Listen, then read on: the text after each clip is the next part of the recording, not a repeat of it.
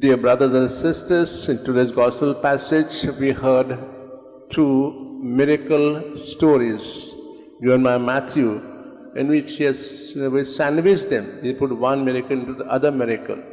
So they are the sandwich miracles. And both the miracles, if we try to reflect upon, speak about one aspect of our life, or other of God. Our God is a God of the impossible. We heard that woman who was suffering from hemorrhage for long years and spent everything of her life, all her income, all her savings.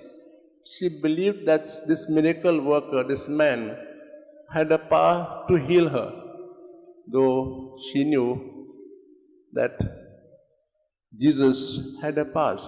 And the other find that the Xavier, the ruler of the synagogue, though her daughter had died, yet he believed that Jesus had the power to bring her back to life. And because of the faith of these two people, Jesus performed that miracle.